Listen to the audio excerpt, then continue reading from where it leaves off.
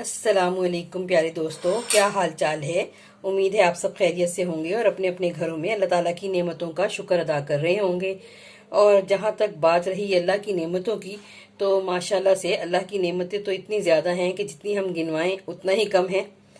तो आप जैसे ये नेमत आजकल जो आई हुई है, आप देख सकते हैं ये फालसे की, ये आप देख सकते हैं, ये बहुत ही अच्छी नेमत है। जिगर की गर्मी दूर करता है फालसा। तो वैसे तो हमें इसे फ्रेश यूज़ करना चाहिए, लेकिन मैं आपको बताऊं कि इसको भी, क्योंकि ये पाकिस्तान में आता है लेकिन बहुत ही शॉर्ट टाइम के लिए आता है।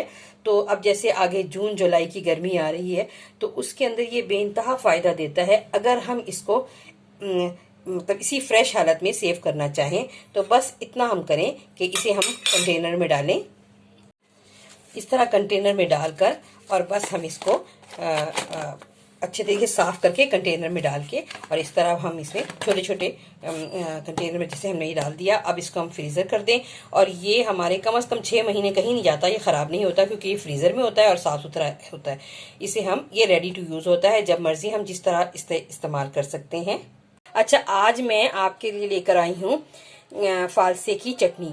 आपको पता है कि फालसे की चटनी जो है ये गर्मियों में बहुत अच्छी लगती है, क्योंकि एक तो ठंडा होता है फालसा, और दूसरा फिर ये है कि ये खट्टी मीठी होती है, तो ये बहुत ही मज़ा देती है। आप इसको रोटी के साथ भी ले सकते हैं, आप इसको मुख्तलिफ स्नैक्स के साथ, जैसे हमारे मुख्तलिफ स्नैक्स जो हम घर में बनाते हैं फ्राई करके, उनके साथ भी हम इस्तेमाल कर सकते हैं। चलिए फिर मैं फटाफट से उसकी ये फालसे की चटनी के इंग्रेडिएंट बता देती हूँ।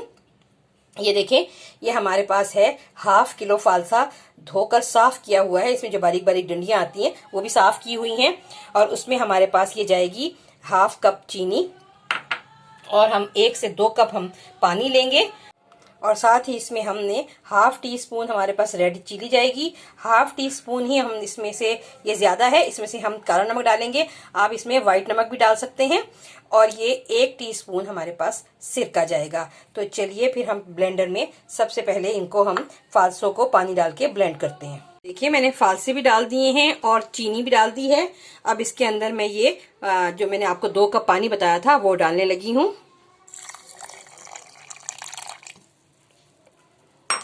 और अब बस इसको हम ब्लेंड करेंगे। ये आप देख सकते हैं कि फालसे कितने अच्छे ये ब्लेंड हो गए हैं।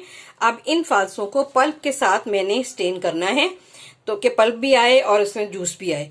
तो अब मैं इसको इसी तरह, मैं आपको बताऊं कि ये देखें, ये मैंने एक ये बास्केट ले ली है प्लास्टिक की, या आम आप देख सकते हैं जो घरों में यूज करते हैं। ये देखें, बिल्कुल साफ सुथरी है हर तरह से। इसके ऊपर अब मैं इसको स्टेन करूंगी। इसके अंदर से बस सिर्फ गुठलियां हमने अलग करनी है। ये देखें, ये मैं इसमें से अब ये फटाफट इसमें से गुठलियां अलग करूंगी। ये देखिए आपके सामने ही है। ये देखिए, ये थोड़ा सा है तो थोड़ा सा सब्र तलब, यानी सब्र के साथ इसे करना है, क्योंकि हमने इसका पल्प भी लेना है, हमने इसकी तमाम प्रॉपर्टीज लेनी है, हमने ज़ाया कम से कम करना है। तो ये देखें, करने के बाद थोड़ी थोड़ी देर बाद आपने इसको झटकते भी रहना है इस तरह से करके। और ये अब आप देख सकते हैं कि फालसे की गुठलियाँ अलग हो गई हैं। और मैं अगर आपको दिखा सकूं तो मैं आपको दिखाऊं। ये देखें, ये देखें, फालसा कितनी अच्छी शक्ल में ये पल्प के साथ आ गया है हमारे पास ना। अब मैं इसको आपको बाकी का अमल दिखाती हूँ इसका। अब ये आप देख सकते हैं कि ये हमारे पास फालसा बगैर गुठली के पल्प के साथ आ गया है। अब इसको हम एक सॉस पैन में डालेंगे।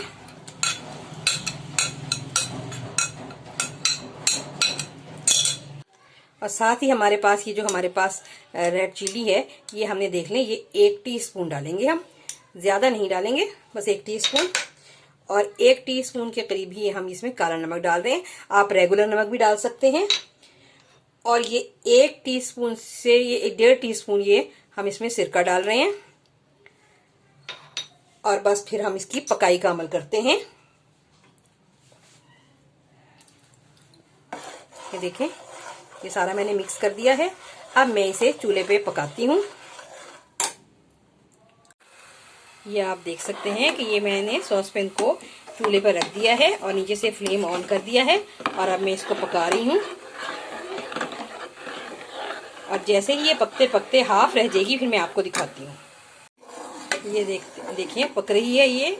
और अभी ये हाफ की तरफ आ ही रही है, अभी और पकना है इसने। मैंने कहा आपको दरमियान में भी पकते हुए दिखा दूं। माशाल्लाह ये देखिए पकते पकते ये कहाँ था और ये कहाँ हो गया है। और ये इसमें मैंने कोई कलर नहीं डाला, कुछ नहीं डाला, बस सिर्फ एक चीनी है, सिरका है और नमक है और रेड चिली है, ये डाली है और उसमें पकने रख दिया था। और अब ये आप देख सकते हैं ये काफ़ी ये अपना कम हो गया पक पक के। अब ये इसके बाद ये बस अब मैं इसमें फ्लेम ऑफ करने लगी हूँ। ये आप देख सकते हैं मैंने फ्लेम ऑफ कर दिया है। चलिए फिर ज़रा मैं इसको टेस्ट करके भी देख लेते हैं ये क्या टेस्ट बना इसका।